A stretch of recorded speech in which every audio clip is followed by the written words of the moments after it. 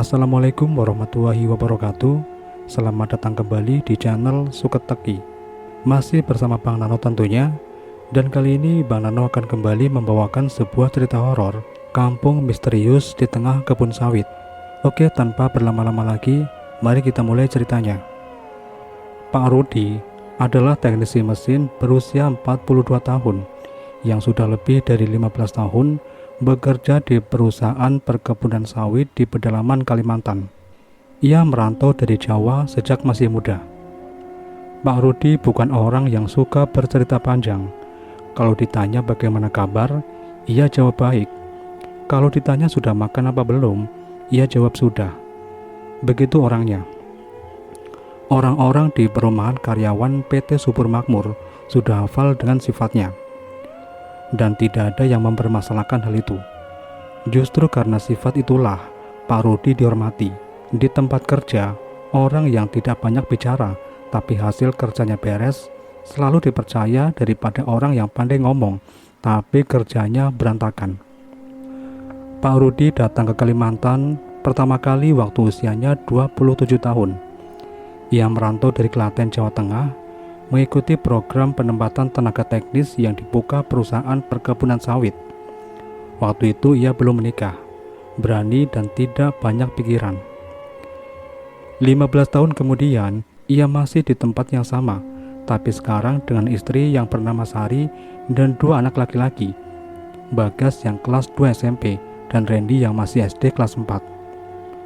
Mereka tinggal di rumah dinas nomor 12, sebuah rumah kayu berlantai semen dengan 3 kamar tidur yang disediakan perusahaan untuk karyawan tetap.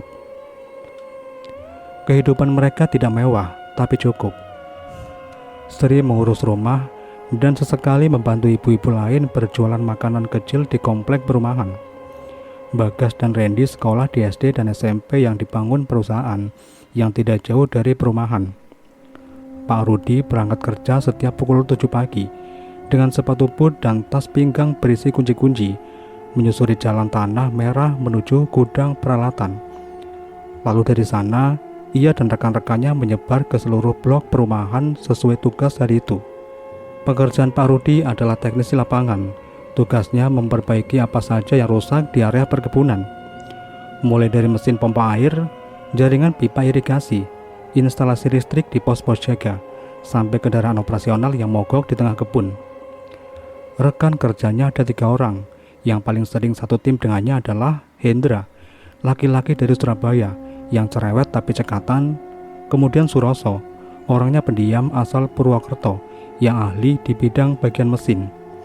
Dan Tamrin, orang lokal Kalimantan yang paling senior di antara mereka. Sudah 20 tahun lebih bekerja di perkebunan ini dan hafal setiap sudut blok kebun seperti hafal jalan menuju rumahnya sendiri. Suatu sore, sepulang kerja, Hendra duduk di teras gudang sambil minum kopi. Ia memanggil Pak Rudi yang baru selesai membereskan peralatan. "Rud, besok kamu ada jadwal ke blok 12 kan?" tanya Hendra. "Iya," jawab Pak Rudi pendek sambil menutup resleting tas kerjanya. "Sendirian, Rud?" "Emang kenapa?" Hendra mengangkat bahu. "Jauh loh, blok 12 kan di ujung banget. Sinyal juga nggak ada." Pak Rudi tidak menjawab. Ia sudah tahu semua itu. Mandor lapangan Pak Wahyu sudah memberi penjelasan lengkap tadi pagi. Ada saluran air yang mati di blok paling ujung, dan karena tidak ada karyawan lain yang tersedia besok, Pak Rudi diminta pergi sendiri. Bukan hal baru baginya. Ia sudah puluhan kali masuk ke blok-blok terpencil sendirian dan selalu kembali tanpa masalah.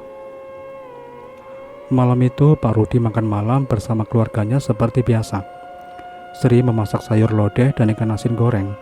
Bagas cerita soal ulangan matematika yang menurutnya susah. Randy minta dibelikan pensil warna. Semuanya normal. Pak Rudi makan, mendengarkan anak-anaknya bicara, lalu tidur pukul 9. Tidak ada yang istimewa dari malam itu. Dan Pak Rudi tidak punya alasan untuk merasa bahwa esok hari akan berbeda dari hari-hari sebelumnya. Keesokan paginya, Pak Rudi berangkat pukul 7 kurang seperempat.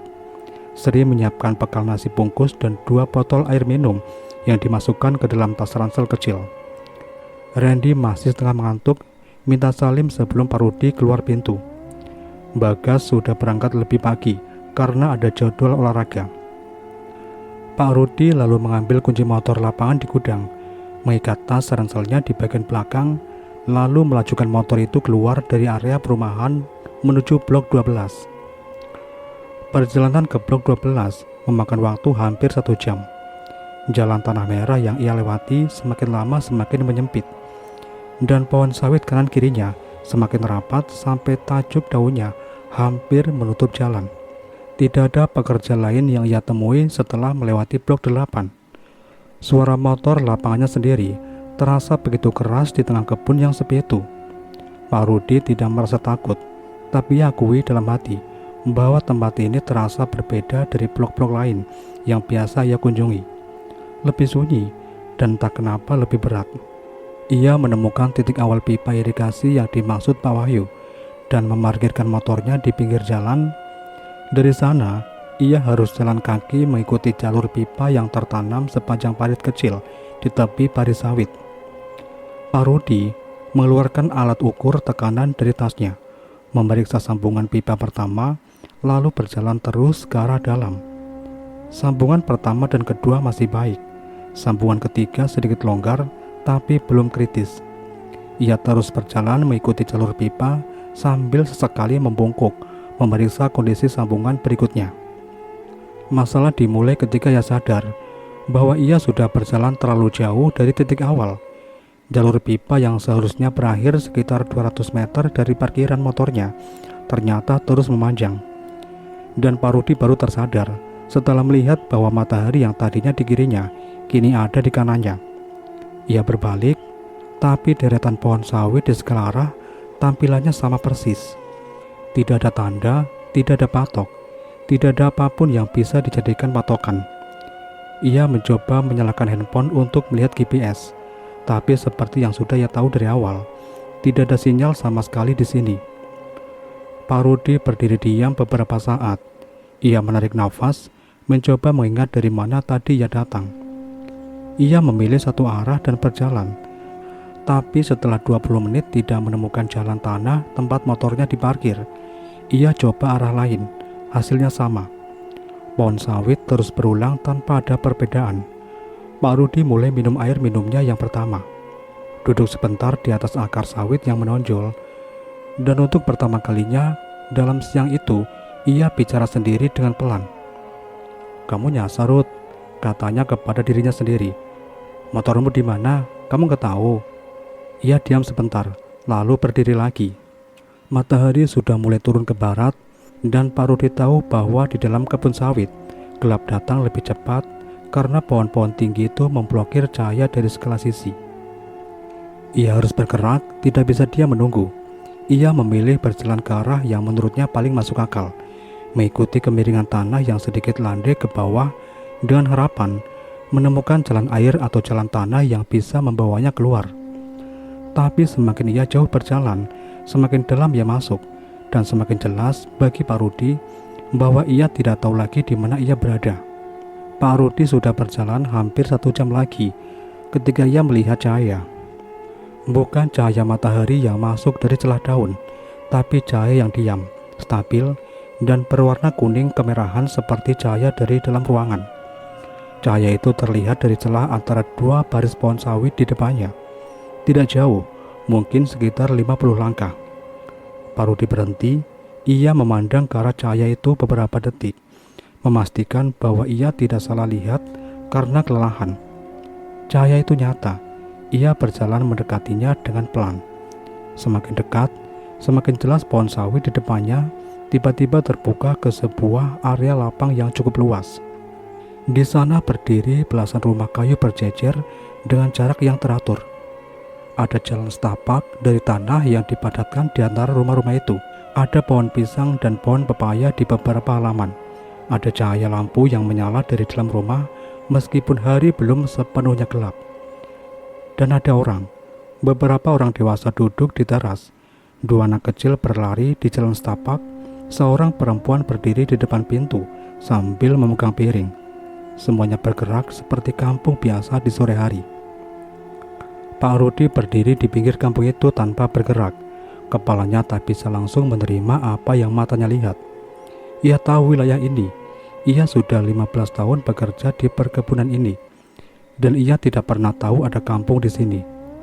Tapi kampung ini jelas ada, jelas nyata, dan jelas sudah berdiri cukup lama dilihat dari kondisi rumah-rumahnya yang tidak terlihat baru. Seorang laki-laki setengah baya keluar dari rumah yang paling dekat. Ia melihat Pak Rudi dan langsung berjalan mendekat dengan ekspresi yang sama sekali tidak terkejut. Wajahnya ramah, langkahnya santai, seperti sudah biasa melihat orang asing muncul dari arah kebun.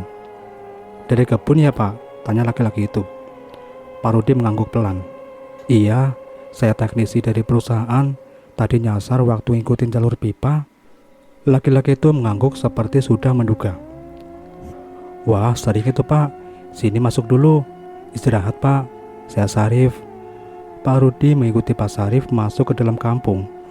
Ia melihat ke kanan dan ke kiri sambil berjalan, mencoba memahami apa yang ada di sekelilingnya. Anak-anak yang tadi berlarian berhenti sebentar menatapnya, lalu melanjutkan permainan mereka. Seorang ibu di teras mengangguk kepadanya. Seorang warga yang ia lewati tampak tenang dan tidak ada yang memandangnya dengan aneh. Pak Rudi justru merasa aneh sendiri karena tidak ada satupun dari mereka yang tampak heran melihat orang asing masuk ke kampung mereka. Di dalam rumah Pak Syarif, Pak Rudi duduk di kursi kayu dan menerima segelas air putih. Ia minum habis dalam beberapa tekukan karena memang sangat haus. Pak Syarif duduk di depannya sambil senyum tipis. "Kampung ini namanya kampung apa Pak?" tanya Pak Rudi. Pak Syarif diam sebentar sebelum menjawab. "Orang di sini manggil aja kampung dalam. Sudah lama ada di sini. Saya kerja di sini sudah 15 tahun. Baru kali ini saya lihat kampung ini Pak," kata Pak Rudi. Ia mencoba membuat kalimatnya terdengar wajar, namun seperti tuduhan. Pak Syarif hanya tersenyum lagi. "Mungkin belum saatnya kamu ketemu," jawabnya pendek. Lalu berdiri dan masuk ke dapur, meninggalkan Pak Rudi duduk sendirian dengan pertanyaan yang tidak terjawab. Pak Syarif kembali dari dapur, membawa 2 piring nasi beserta lauk dan meletakkannya di meja. Ia mempersilahkan Pak Rudi makan tanpa banyak basa-basi. Ada nasi putih, ikan goreng, dan tumis kangkung. Pak Rudi yang dari tadi menahan lapar, itu pun langsung memakannya. Dan ia tidak menemukan apapun yang aneh dari makanan itu. Rasanya seperti makanan rumah biasa. Pak Syarif makan bersamanya, dan beberapa saat kemudian, seorang perempuan yang Pak Rudi perkirakan adalah istri Pak Syarif masuk ke dalam ruangan, mengangguk sopan kepadanya. Lalu duduk di sudut ruangan, mengerjakan sesuatu tanpa ikut bicara. Setelah memakan, Pak Rudi mencoba menggali informasi lebih banyak. Ia bertanya sudah berapa lama Pak Syarif tinggal di kampung ini, dan Pak Syarif menjawab bahwa ia lahir di sini. Dan Pak Rudi bertanya apakah ada jalan keluar dari kampung ini menuju jalan besar, dan Pak Syarif pun mengangguk. Mengatakan ada, tapi tidak mudah ditemukan kalau tidak tahu arahnya. Pak Rudi bertanya apakah warga kampung ini pernah berurusan dengan pihak perusahaan perkebunan, dan Pak Syarif menjawab singkat, "Kami tidak punya urusan dengan orang luar." Setiap jawaban Pak Syarif selalu cukup untuk menutupi pertanyaan, tapi tidak cukup untuk memuaskan rasa ingin tahu Pak Rudi. Ketika hari benar-benar gelap, Pak Syarif menawarkan Pak Rudi untuk bermalam. "Tidak aman jalan di kebun malam-malam Pak. Besok pagi saya minta orang antar sampai ke jalan yang Bapak kenal." Pak Rudi menerima tawaran itu karena memang tidak punya pilihan lain. Pak Syarif menyiapkan tikar dan bantal di ruang tamu, dan Pak Rudi berbaring di sana, sementara rumah perlahan menjadi sepi. Dari luar, masih terdengar suara orang-orang bercakap di teras rumah tetangga, dan sesekali suara anak kecil yang dipanggil masuk oleh ibunya. Suara-suara yang sangat normal untuk sebuah kampung di malam hari. Pak Rudi berbaring tapi tidak langsung bisa tidur. Pikirannya terus berputar pada satu hal yang belum bisa ia terima sepenuhnya. Kampung ini ada di wilayah perkebunan perusahaan tempat ia bekerja. Itu bukan wilayah yang sangat kecil. Perusahaan punya peta, punya tata blok, punya tim survei. Tidak mungkin ada kampung sebesar ini yang tidak tercatat. Tapi kenyataannya kampung ini ada, dan warganya hidup di sini seolah keberadaan perusahaan di sekeliling mereka bukan urusan mereka sama sekali. Sekitar tengah malam, Pak Rudi terbangun karena suara langkah kaki di luar rumah. Bukan satu orang, tapi beberapa orang, berjalan dengan pelan dan teratur. Ia membuka mata dan melihat ke arah jendela. Dari celah dinding kayu yang tidak rapat, ia bisa melihat keluar ke halaman kampung. Ada beberapa orang dewasa duduk melingkar di halaman tengah kampung dengan posisi diam. Tidak ada yang bicara. Mereka hanya duduk diam di bawah langit malam yang tidak terlalu terang. Pak Rudi mengamati mereka beberapa saat, mencoba menghitung jumlahnya. Ada 7 atau 8 orang. Ia tidak bisa memastikan. Pak Syarif? Pak Rudi memanggil pelan ke arah kamar. Tidak ada jawaban. Ia memanggil lagi sedikit lebih keras, tetapi tetap tidak ada jawaban. Pak Rudi memutuskan untuk tidak keluar. Ia berbaring kembali, memejamkan mata dan menunggu pagi dengan perasaan yang tidak bisa ia namai, tapi jelas bukan perasaan tenang. Pak Rudi tidak tahu jam berapa ia akhirnya tertidur. Yang ia tahu, ketika ia membuka mata, cahaya pagi sudah masuk dari celah dinding dan suara ayam berkokok terdengar dari luar. Ia duduk dan melihat ke arah jendela. Halaman tengah kampung yang semalam dipakai orang-orang duduk melingkar itu kini kosong dan bersih, seperti tidak ada yang terjadi. Pak Rudi bangkit, melipat tikar, dan meletakkan bantal di sudut ruangan. Beberapa saat kemudian, Pak Syarif keluar dari kamar dengan wajah segar, seperti orang yang tidur nyenyak semalaman penuh. Sudah bangun, Pak? Duduk dulu, saya buatkan kopi dulu ya, kata Pak Syarif. Pak Rudi duduk dan menunggu. Ia ingin bertanya soal orang-orang yang semalam duduk melingkar di halaman, tapi ia tidak tahu bagaimana memulainya. Ketika Pak Syarif kembali membawa 2 gelas kopi dan sepiring singkong rebus, Pak Rudi memutuskan untuk langsung tanya. Pak Syarif, semalam saya lihat ada orang duduk di halaman tengah, malam-malam. Mereka ngapain, Pak? Pak Syarif langsung meletakkan gelasnya pelan. Oh, itu. Biasa itu, Pak. Orang-orang tua di sini memang sering kumpul malam-malam. Sudah kebiasaan lama. Ia menjawab dengan nada yang sangat wajar, seperti menjawab pertanyaan tentang cuaca. Pak Rudi menatapnya sebentar, lalu mengangguk pelan. Ia tidak bertanya lebih jauh, karena jawaban Pak Syarif tidak memberi ruang untuk itu. Mereka minum kopi dan makan singkong rebus dalam keheningan yang tidak terlalu nyaman, setidaknya bagi Pak Rudi. Setelah selesai, Pak Syarif berdiri dan memanggil 2 orang laki-laki muda dari luar. Keduanya masuk ke halaman rumah Pak Syarif dan berdiri menunggu tanpa bicara. Mereka yang akan antar Bapak sampai ke jalan, kata Pak Syarif. Ikuti saja jalannya, jangan belok sendiri.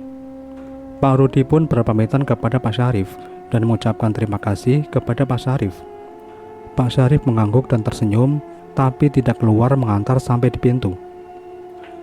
2 laki-laki itu langsung berjalan ke arah kebun sawit dan Pak Rudi mengikuti dari belakang. Keduanya berjalan cepat dan tidak berbicara sama sekali. Pak Rudi beberapa kali mencoba membuka percakapan, bertanya nama dan sudah berapa lama tinggal di kampung itu. Tapi keduanya hanya menjawab dengan anggukan atau 1-2 kata yang tidak mengundang percakapan lebih lanjut. Pak Rudi akhirnya diam dan fokus mengikuti langkah mereka. Dalam waktu kurang dari 20 menit, pohon sawit di depan mereka terbuka ke jalan tanah yang dikenal Pak Rudi. Motor lapangannya sudah terparkir di sana, persis seperti yang ia tinggalkan. 2 laki-laki itu berhenti, mengangguk sekali ke arah Pak Rudi, lalu berbalik dan masuk kembali ke dalam kebun. Pak Rudi memanggil mereka untuk mengucapkan terima kasih, tapi keduanya sudah hilang di antara pohon sawit dan tidak menjawab. Pak Rudi tiba di perumahan karyawan sekitar pukul 11 siang. Pak Wahyu yang langsung mendatanginya dengan wajah yang campuran antara lega dan marah. Kamu kemana saja, Ruth? Kemarin sore kamu gak balik. Saya sudah minta orang nyari. Pak Rudi menjelaskan semuanya dari awal, tentang nyasar, tentang kampung, tentang Pak Syarif dan tentang malam yang ia habiskan di sana. Pak Wahyu mendengarkan sampai selesai, lalu diam cukup lama sebelum bicara. Kampung? Di blok 12? Nggak ada kampung di sana, Ruth. Saya sudah 12 tahun pegang blok itu. Pak Wahyu bukan satu-satunya yang tidak percaya.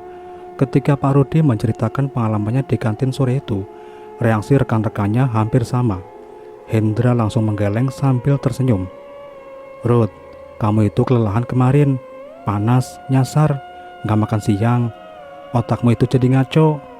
Suroso tidak menertawakan, tapi ekspresinya menunjukkan bahwa ia tidak sepenuhnya percaya. Hanya Tamrin yang mendengarkan tanpa berkomentar, duduk di ujung meja dengan wajah yang sulit dibaca. Tidak percaya tapi juga tidak menolak cerita itu seperti yang lain. Pak Rudi tidak memaksa siapapun untuk percaya. Ia hanya tahu apa yang ia alami, dan pengalaman itu terlalu jelas dan terlalu panjang untuk disebut halusinasi. Ia pun makan malam bersama Sri dan anak-anaknya seperti biasa, tapi pikirannya tidak sepenuhnya hadir di acara meja makan itu. Sri bertanya kenapa ia kelihatan murung. Pak Rudi menjawab hanya capek. Ia tidak menceritakan kejadian itu kepada Sri karena tidak mau membuat istrinya khawatir dengan sesuatu yang belum ia pahami sendiri. 3 hari berlalu dan rasa penasaran Pak Rudi tidak berkurang, justru semakin menguat. Setiap malam sebelum tidur, ia mengingat kembali detail-detail dari kampung itu. Letak rumah-rumahnya, jalan setapaknya, wajah Pak Syarif, dan jawaban-jawaban pendek yang terasa selalu menyembunyikan sesuatu. Pada hari keempat, Pak Rudi menemui Hendra di gudang peralatan sebelum jam kerja dimulai. Hen, Sabtu besok kamu ada acara nggak? Tanya Pak Rudi. Hendra mengangkat bahu. Nggak ada, Pak. Kenapa emangnya? Pak Rudi menjawab langsung. Temani saya ya, balik ke blok 12. Saya mau cari kampung itu lagi. Hendra menatapnya beberapa detik, lalu tertawa kecil.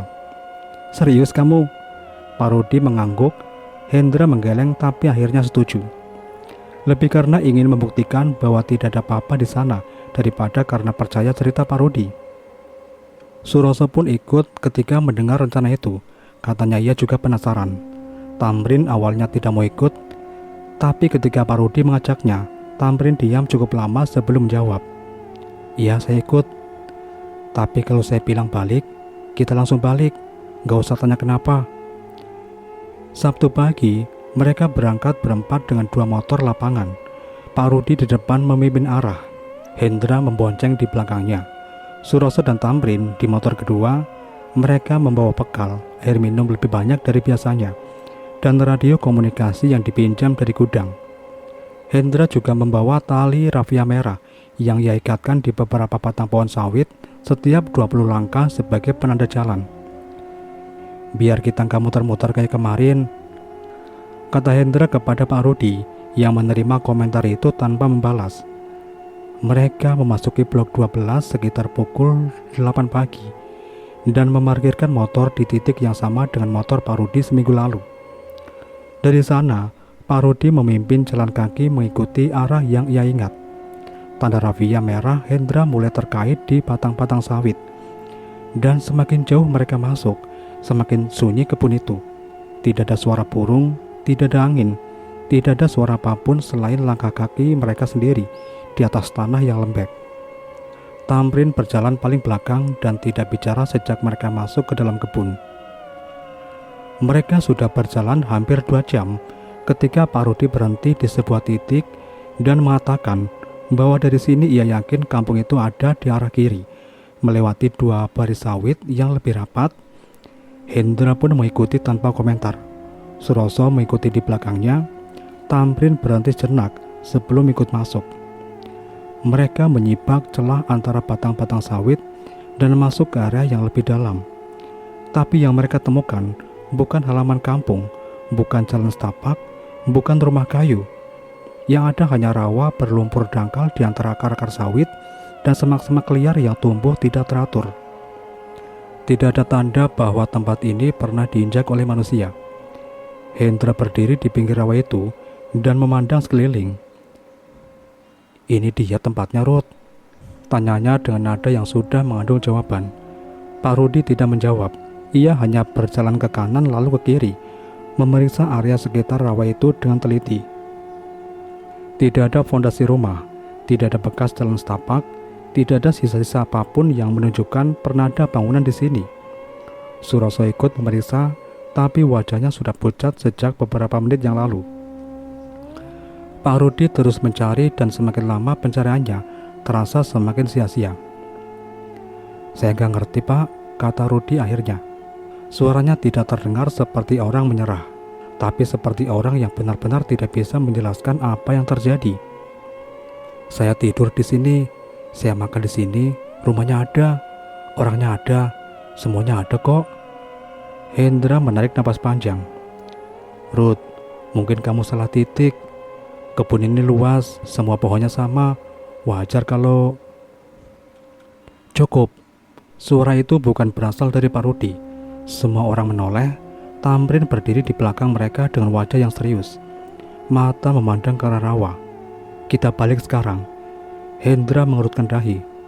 "Loh, kenapa? Kita baru sampai di sini, Tam." Tamrin tidak menjawab Hendra. Ia memandang ke arah Pak Rudi. "Saya sudah bilang dari awal, kalau saya minta balik, kita balik. Ayo." Nadanya tidak keras, tapi tidak memberi ruang untuk berdebat. Suroso langsung bergerak mengikuti Tamrin tanpa perlu diyakinkan. Hendra masih berdiri sebentar, menatap Pak Rudi, tapi Pak Rudi sendiri mengangguk ke arah Hendra, tanda setuju untuk pergi. Mereka berjalan kembali mengikuti tanda rafia merah yang dipasang Hendra tadi. Tamrin berjalan paling depan sekarang, bukan paling belakang seperti waktu masuk tadi. Tidak ada yang bicara selama beberapa menit, sampai mereka sudah cukup jauh dari rawa itu. Baru kemudian Hendra membuka mulut. "Tam, kamu tahu sesuatu ya? Dari tadi muka kamu beda." Tamrin terus berjalan tanpa mulai bicara. "Sebelum kebun ini dibuka, daerah ini hutan. Saya masih kecil waktu itu, tapi bapak saya pernah bilang bahwa ada bagian dari hutan ini yang tidak boleh didekati. Bukan karena binatang buas, tapi karena orang-orang tua di kampung lokal sini percaya ada tempat di dalam hutan ini yang tidak sama dengan tempat lain." "Maksudnya?" tanya Suroso. Tamrin berhenti berjalan dan membalikkan badan, menatap mereka bertiga bergantian. "Maksudnya ada tempat yang bisa kelihatan dan bisa dimasuki, tapi bukan bagian dari sini, bukan dari dunia yang kita tinggali sekarang. Dan orang yang pernah masuk ke sana tidak akan pernah bisa menemukannya lagi dari luar, karena tempat itu yang menentukan siapa yang boleh menemukannya, bukan orangnya." Tidak ada yang bicara setelah itu. Hendra yang paling tadi paling banyak bicara pun diam. Pak Rudi berdiri di antara rekan-rekannya, mendengarkan kata-kata Tamrin yang masih terngiang. Dan untuk pertama kali sejak kejadian itu, ia tidak lagi berusaha mencari penjelasan yang masuk akal. Malam itu Pak Rudi berbaring di tempat tidurnya dan tidak bisa tidur. Sri sudah tidur di sampingnya. Suaranya teratur dan tenang. Dari kamar sebelah terdengar suara Randy yang mengigo sebentar lalu diam lagi. Semua orang di rumah itu tidur dengan normal. Hanya Pak Rudi yang matanya terus terbuka menatap langit-langit kamar. Kata-kata Tamrin sore tadi masih berputar di kepalanya. Tapi bukan itu saja yang mengganggunya. Ada sesuatu yang lain, sesuatu yang baru ia sadari dalam perjalanan pulang tadi, tapi belum sempat ia pikirkan dengan tenang sampai sekarang. Pak Rudi mencoba mengingat kembali setiap detail dari kampung itu secara berurutan. Ia mulai dari saat pertama ia masuk, melihat cahaya dari celah sawit, berjalan mendekat, melihat rumah-rumah berjejer, bertemu Pak Syarif. Semua detail itu masih jelas. Tapi ketika ia mencoba mengingat wajah Pak Syarif dengan tepat, yang muncul hanya gambaran samar. Ia tidak ingat bahwa Pak Syarif setengah baya, berkulit gelap, berambut pendek. Tapi wajahnya, matanya, hidungnya, bentuk bibirnya tidak berbentuk dengan jelas di kepala Pak Rudi, seperti foto yang buram untuk dilihat detailnya. Pak Rudi mencoba mengingat wajah istri Pak Syarif yang duduk di sudut ruangan. Tidak bisa. Dua laki-laki muda yang mengantarnya kembali ke jalan tidak bisa juga. Bahkan anak-anak yang ia lihat berlarian di jalan setapak kampung itu. Ia ingat mereka ada, ia ingat suara mereka, tapi wajah mereka tidak bisa ia gambarkan satupun. Pak Rudi bangkit perlahan agar tidak membangunkan Sri, duduk di pinggir tempat tidur, dan menekan kedua tangannya ke wajahnya. Ini bukan hal kecil. Ia sudah orang dewasa, yang ingatan kerjanya selama ini tidak pernah bermasalah. Ia bisa mengingat nomor seri mesin pompa yang dipasang 3 tahun lalu, tapi tidak bisa mengingat wajah orang yang ia makan malam bersamanya kemarin. Ia berjalan ke dapur, menuang air putih, dan duduk di kursi meja makan. Dalam keheningan rumah yang sepi itu, ia mulai menyusun ulang ingatannya lebih cepat. Ada satu lagi yang baru ia sadari. Selama semalam ia berada di kampung itu, ia tidak melihat satupun warga yang menggunakan telepon. Tidak ada suara telepon berdering, tidak ada orang yang memegang handphone, tidak ada charger yang menancap di stop kontak. Tapi yang lebih aneh dari itu, stop kontak. Pak Rudi mencoba mengingat apakah ia melihat stop kontak di dinding rumah Pak Syarif. Ia tidak bisa memastikan. Pak Rudi meletakkan gelasnya di meja dan duduk diam.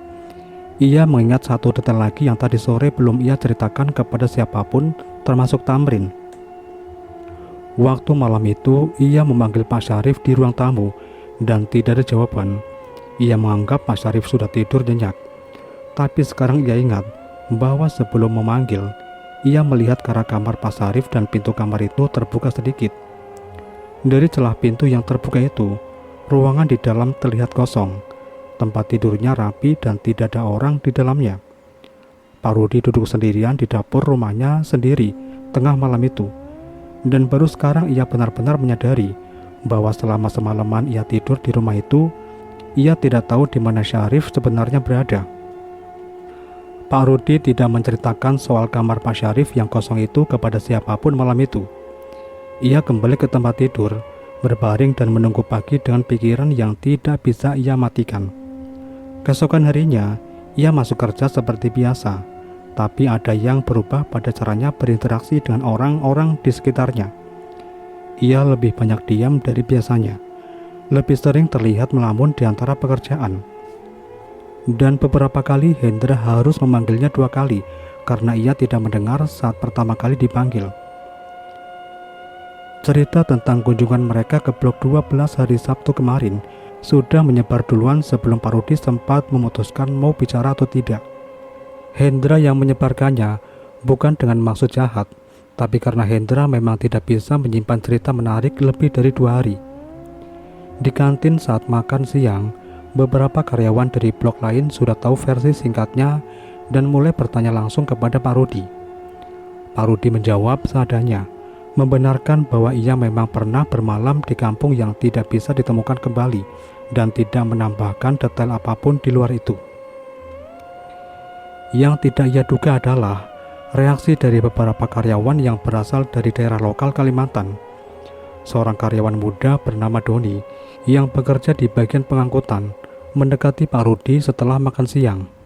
Wajahnya serius dan ia bicara dengan suara yang cukup pelan supaya tidak didengar oleh orang lain.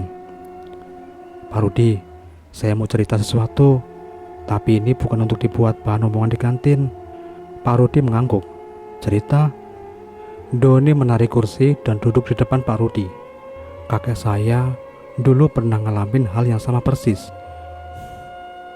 Masuk hutan, ketemu kampung, menginap semalam, paginya diantar keluar sama orang kampung itu.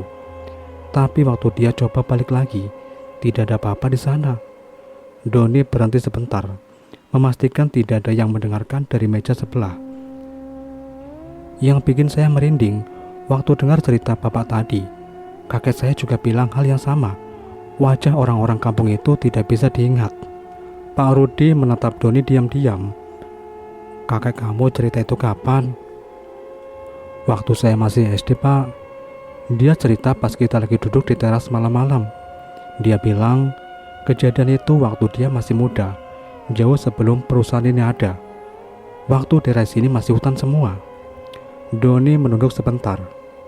Kakek saya bilang orang yang pernah ke tempat itu biasanya tidak kenapa-napa. Tapi dia juga bilang jangan pernah coba masuk lagi ke sana, karena kedua kalinya belum tentu bisa keluar. Pak Rudi tidak langsung menjawab. Ia menyerap kalimat terakhir Doni itu dengan pelan.